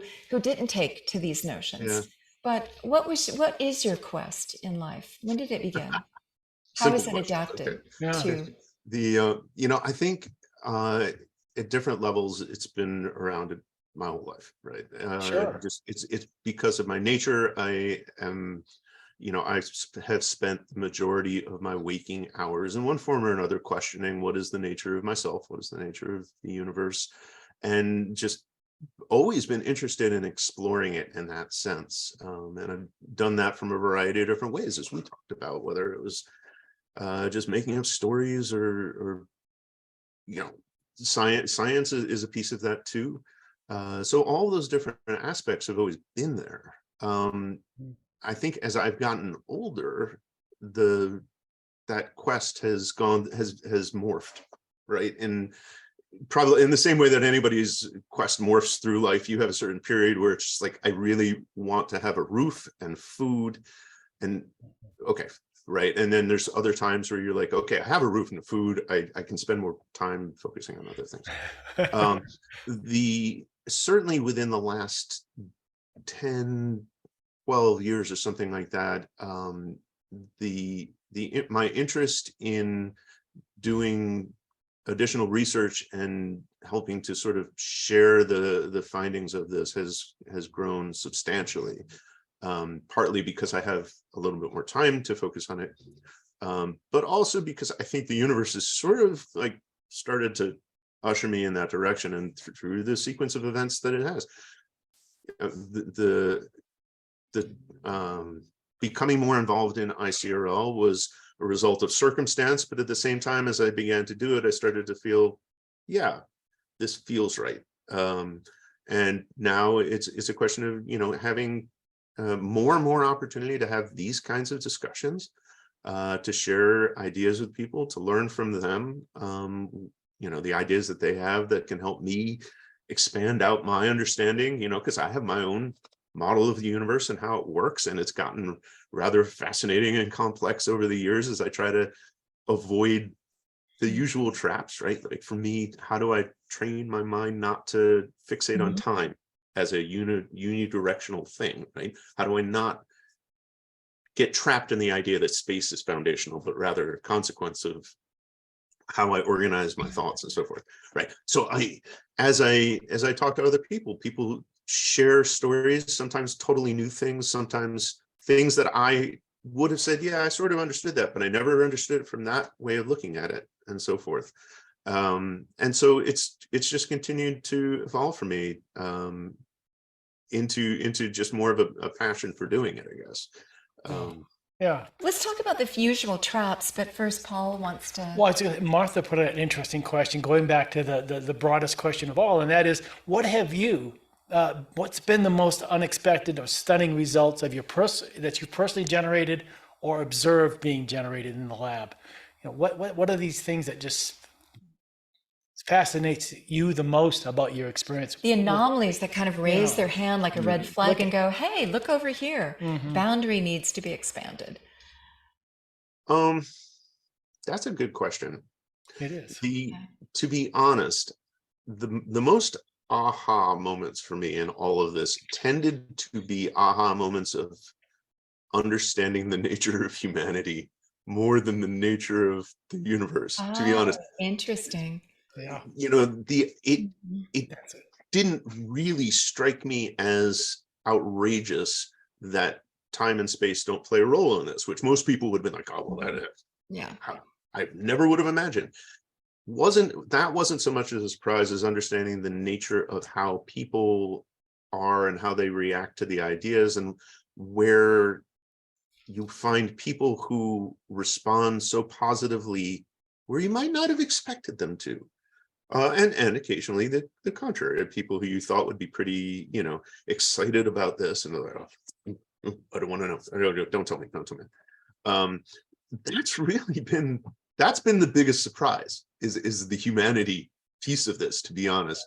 Right. I don't know that it's not an experimental result per se. Well, it comes back to the practical application and the things that we live in real life. That for those of us that are not physicists, that for those of us that don't have that theoretical background to be thinking about the universe in that kind of context, but just to say, in my daily life, how is this impacting me, and how can I see when I see results like this? What does that mean to me as a human, and how I connect with humanity itself? Yeah. You mentioned the usual traps. Oh, go ahead. So the other thing that maybe will hint at it as well, it's not an experimental result per se, but kind of hints at or sort of points to the idea of the importance of the perspective in just understanding what the universe is. A very strong aha moment for me occurred as a storyteller, and it is tied in, but maybe not as obvious. A moment when I was sitting in, where was I at the time? I was in South Korea, actually, and sitting in front of a waterfall and watching sort of the sparkles of little mist droplets of water that were rising up. And for no reason that I understood, I all of a sudden went from viewing the universe as an accumulation of things with stories that kind of bind those things together, as an accumulation of stories that are bound together through the things where the stories interact. And that was an incredibly transformative moment for me as an individual. And I think as it ties back into the ICRL and PAIR and all the rest of that, why it's relevant to this is because it really is how you describe the universe and how you describe yourself and everything that happens in it really is driven by the way that you choose to organize things, the way you structure your understanding and your observations. They're the foundational building blocks, truly, of the way that the universe is put together, is in that organizational process. Right. And storytelling. By the way, I would say that sitting in repose in front of a waterfall, you've got this sound that is going to activate something. You've got the visual, the fractal, the abstract random patterns. I mean, that's going to put you into a slightly altered state where this kind of connections can be made from a deeper soul level. Yeah. And there's so much information to be accessed in those various states, but also the power of story, the power of art to be a container to tell, to share these eternal truths in a way that some deep part of us understands and just groks, right? It's the language of the universe that speaks and engages us And sometimes it takes beyond just words alone or the written language alone. And while science is a wonderful tool to help keep us out of the usual traps, right. to forego the easy answers, Mhm. to test our theories, to weed out the false noise or the false positives. I mean, all of the tools that we have at hand are helpful to shape our journey, to shape it.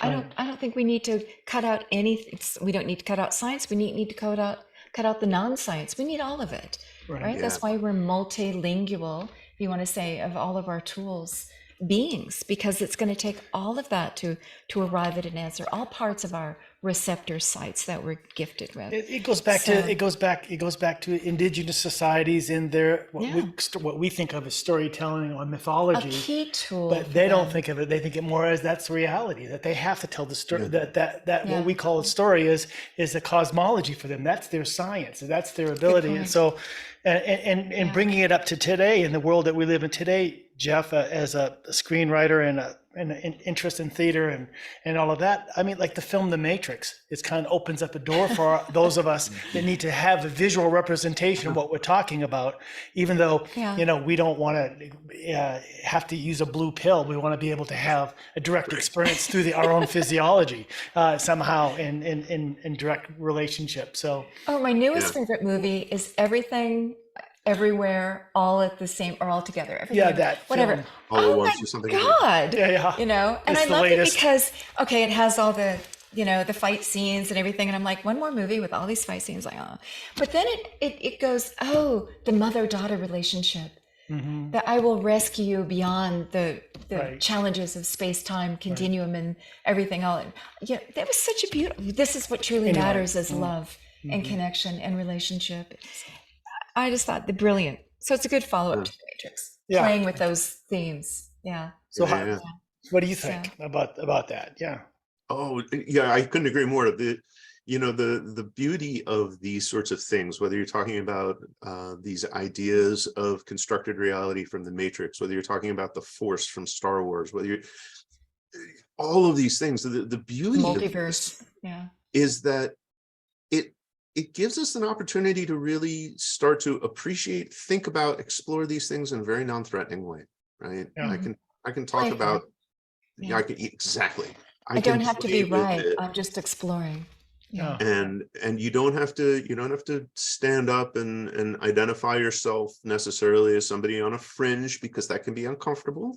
Some people love it, that have no problem being on a fringe, other people do. But the role of these sorts of light ways of introducing things is, it can't be overstated. It's really how we learn best, right? Through play, through enjoyment Thank and you. laughter. I think the fact that we don't put a lot more laughter into our school experiences is a real mistake, because people, I understand why people say, well, you're not taking it seriously. Yeah. And there's So a stigma with that, but maybe that's okay. You can laugh and still be serious at the same time. And it's so important. That's actually a central piece of how I hope to see ICRL moving forward, is in the development of documentaries and games and entertainment, things that Fabulous. say, here, you back can to have the fun. natural tools of the child and the infant, curiosity and joy. Yeah. Don't we seek that? Aren't those natural tools for us to go out in this very sacred quest of exploring our own take on the universe, our own mission, our own purpose here, right? Why should kids drudging going to school? Why shouldn't it be like they run to go explore, right? Yeah. And It's a joyful place. in Back to the third preparation place. for today's discussion, I just went back, like everybody else, went back to Google, and I said, "What is consciousness?" Oh boy. And the science community and all the papers, Such a and debate. and it's Yeah. just the amount of data and information and discussion and arguments and what can be included and what can't be included. And it's like, coming back to, like you said, that childlike representation, that's consciousness too, that we come back in an innocent way and we can embrace it in our own way without having to go through that filter. So, yeah.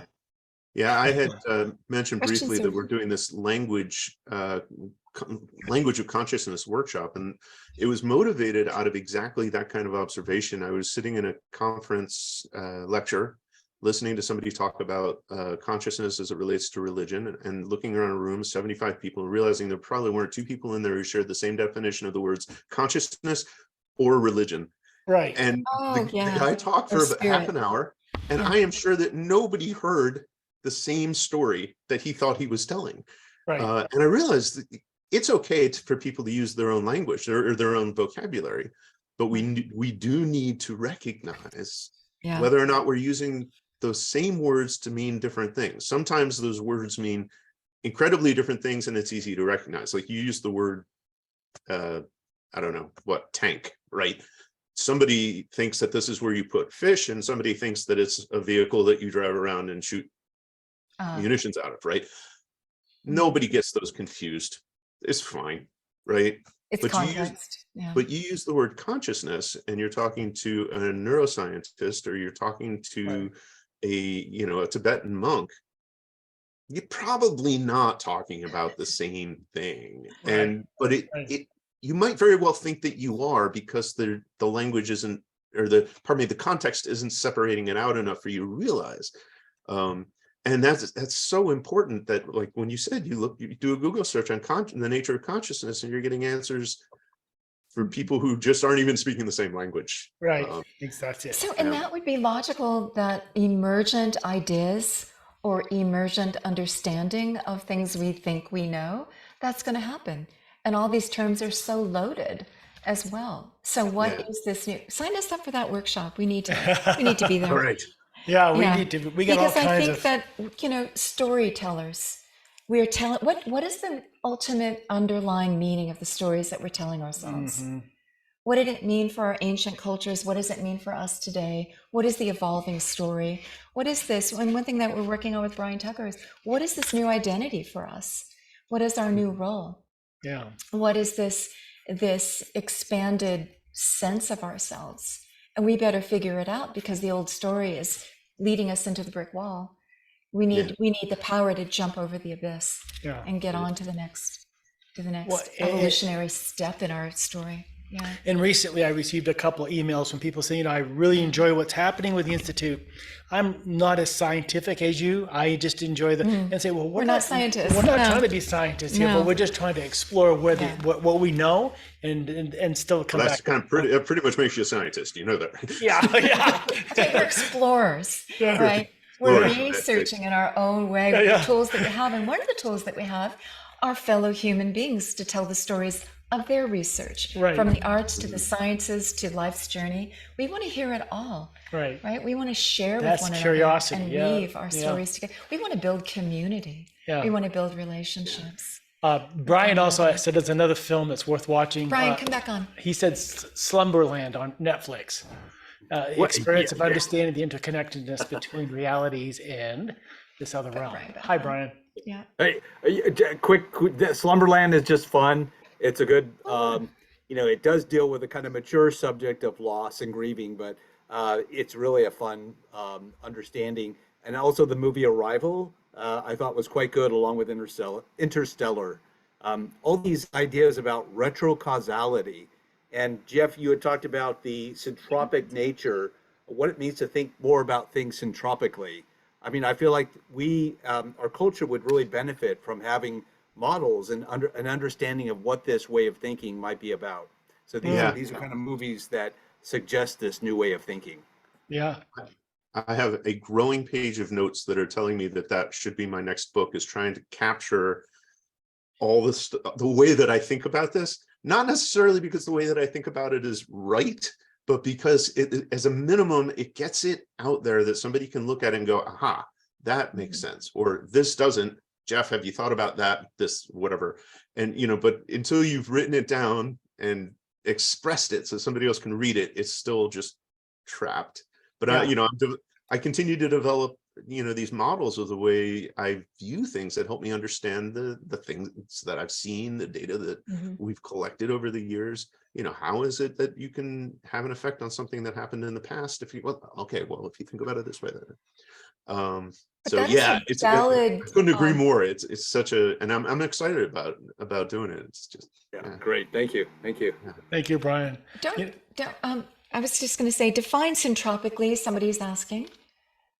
So Are you using well, it? there's And talk about yeah, the language of I'll tell you what I mean by consciousness. it. And there's probably other people who will define it slightly differently. Particularly, there's if you do Google on syntropic something, you'll probably come up with syntropic farming is a top Google result, and it's not really, as I understand.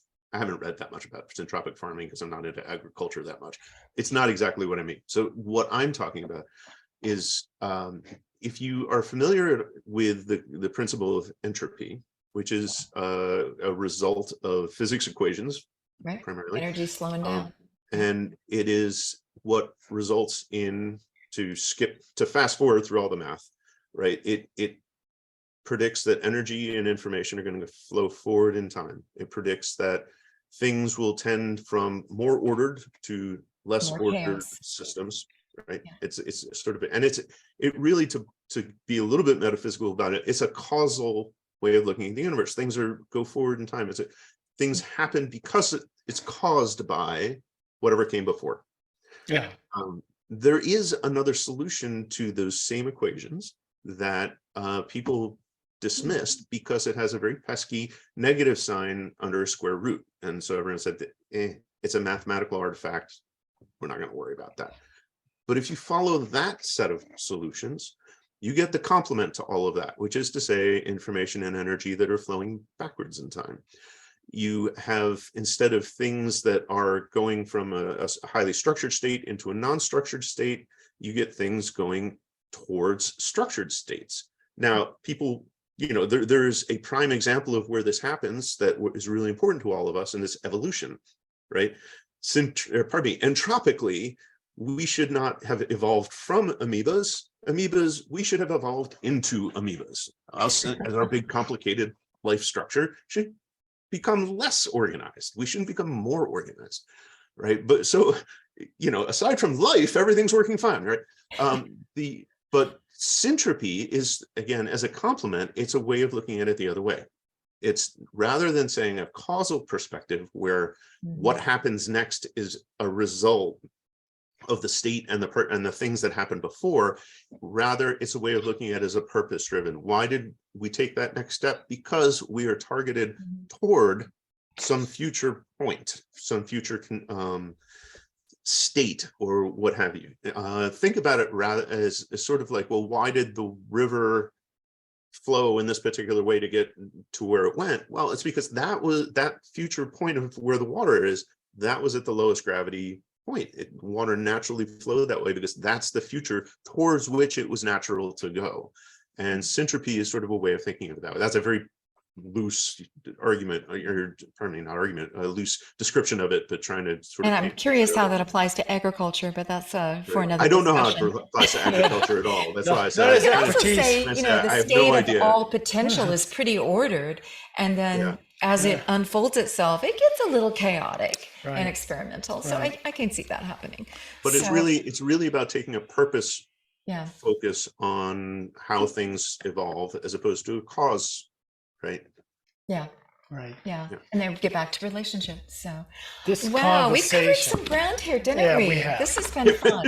And just a little. That's good. Just a little. Yeah. And I'm inspired. We need to have the storyteller roundtable, the people that want to look at everything through the eyes of mythology, the eyes of fiction, the eyes of art. That would be a fun conversation to have as well, because we need Art's that more our milieu. Yeah, exactly, together. And that's the foundation of the work of this institute, was Dr. Goodman looking at the ancient artwork and what it And meant. What's the meaning behind it? What a direct experience why did the ancestors do certain things on cave walls, and what's the meaning behind some of the symbology, and et And cetera, what does it et have to cetera. say for us today? Is it in this long does it continuum? speak? It still speaks to us. Yeah. Exactly. It's that art is so much the language of us as an entity, and it is you kind of hinted at it briefly, like, well, we're always pushing the science and sort of downplaying the art.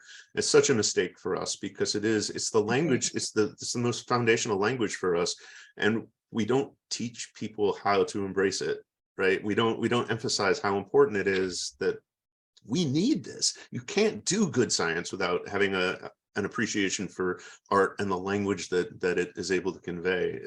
You have to have Also, both. it's such a universal language. Yeah. It speaks Right, to us beyond right. words, and so it's universal. Yep.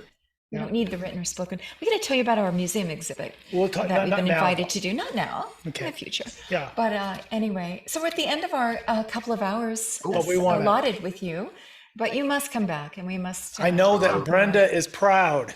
Yeah, Brenda is very proud of your presentation. What a fantastic representation Yeah. and following the footsteps of a brilliant woman. She has a brilliant son, and keep it up. And we want to have more conversations with you, both privately and then also we'll do some more Sunday discussions as we go into the future. But our last question is, what were some of the things that you and Brenda talked about right before?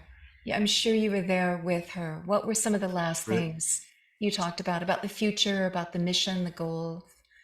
Carrying on the legacy. Wow.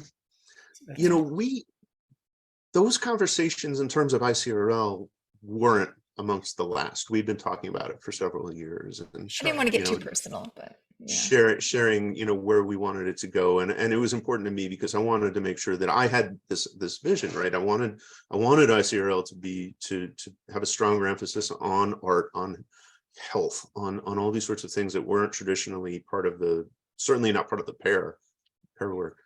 And so we talked about that for many years, and I felt a lot better knowing that she was like, yes, I'm all for it. I mean, honestly, the last things that we talked about, which we were just a couple of weeks before she passed away, and it was the last conversation, truly deep conversation that we had, because her health kind of took a steep turn after that. And I think maybe not unrelated, when I tell you what the topic was the question of what happens from now going forward and making the clear decisions. Now, in her particular case, we were talking about, do you want to, because it was a health thing, right? Do you have more that you want to do in this form? Or have you done what you needed? Because heaven knows, my mother led about 5 lifetimes worth of life between feminism and activism, and of course all of this, all the anomalous research things, right? She did a tremendous amount, and the question of, well, what's the next chapter look like? And she never had a fear of death. She never was worried about like, well, that's the very end and I'll cease to exist. We're kind of in the same mindset of that. But it was a question of, what do you want to do now? Mm-hmm. And making some deliberate decision is, right, do you want to live in this form, or do you want to come back in some other form, or to have so totally different experience? And making a real choice about that. And, but now if you take that particular case of, what do you want to do over the next, do you want to heal this body, or do you just want to move into another one? I think it's a worthwhile conversation for anybody at any stage in their life to sit back and ask themselves, what is it that I really want to do with the time that's remaining to me? Whether that's, in her case, a couple of weeks, or in other people's cases, a couple of decades. And how are we listening? Because we talked earlier about, we are in dialogue with this universe. It is working through us and helping to co-guide us on the path. But it also listens to what we want too. Yeah. That plays a role in it. Mm-hmm. And what are the and opportunities here? Yeah.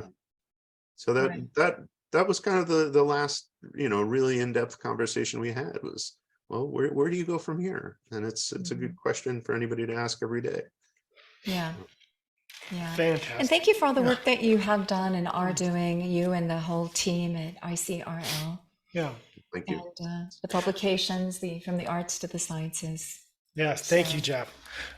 Thank you, Jeff. Thank you. Thank you. Thank you for the opportunity. This is wonderful. Yeah, this is great. What a good way to spend a Sunday. All right, Jeff, and thank you all for being here. Continue to follow our conversations and be a part of the community by telling us what you want to hear about and how you want to participate. All right. Blessings to you all. And again, Jeff. Blessings. Thank you all. Thank you, Jeff. Bye-bye. Bye-bye.